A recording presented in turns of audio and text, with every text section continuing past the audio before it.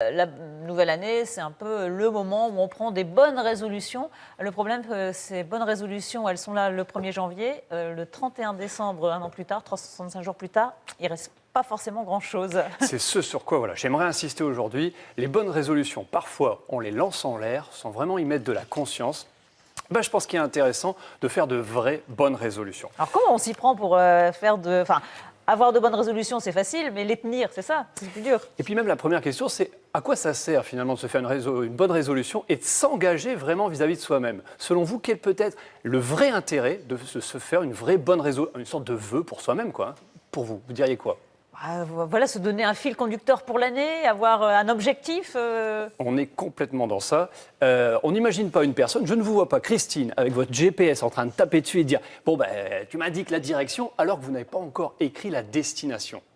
Et pourtant, on le fait avec notre cerveau. Avoir un but, en fait. Exactement.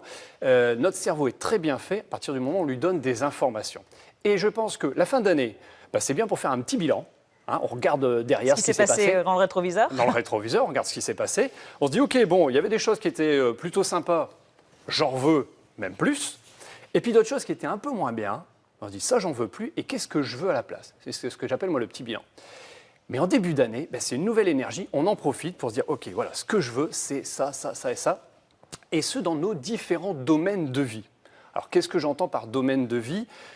Pour vous, voilà, on a plein d'activités dans l'année, hein, pendant 365 jours, mais dans différents domaines de vie. Comment vous les nommeriez, vous, les domaines de vie? Vous diriez quoi? Activités professionnelles, voilà. Sportives, les relations amicales, familiales. Exactement. Et en fait, dans chaque domaine de vie, on peut se dire, tiens, allez, je me fais mon petit bilan et surtout, qu'est-ce que je veux? Alors, si je prends, mettons, au niveau bien-être, santé, on va démarrer comme ça.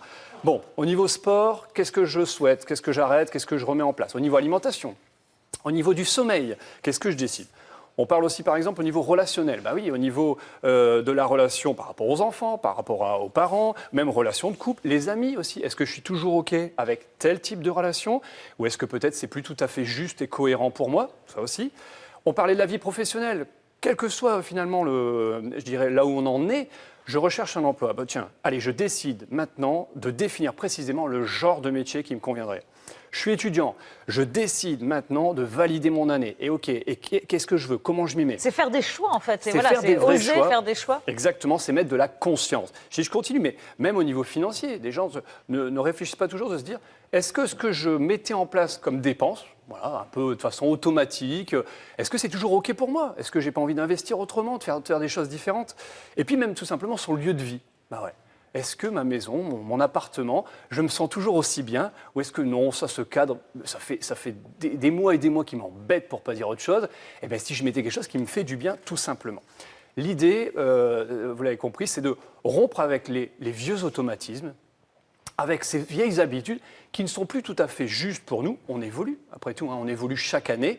Eh bien, on profite du début d'année pour dire, allez, là, ça va changer, je veux ça, ça, ça et ça. Alors, est-ce que ce n'est pas dangereux, là, pour terminer très rapidement, de couvrir tous les domaines? Est-ce qu'il ne faut pas s'atteler à un domaine et s'y atteler pendant les 365 jours, comme vous disiez, pour au moins à la fin de l'année avoir s'être dit « Ah, j'ai réussi à atteindre mon objectif ». Effectivement, peut-être qu'il ne faut pas non plus trop en mettre d'un coup. Maintenant, ça vaut le coup, à mon avis, quand même d'équilibrer. Hein, parce que les gens qui penseraient que travail, au bout d'un moment, l'équilibre, ça se casse la figure. Il faut un équilibre familial également à côté et amical.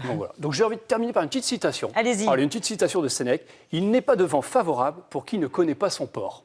Voilà, vous pouvez méditer. À méditer, c'est la citation reprise aujourd'hui par Vincent Lemaire. Merci Vincent, on vous retrouve bien sûr mardi prochain pour d'autres conseils pour notre bien-être intérieur.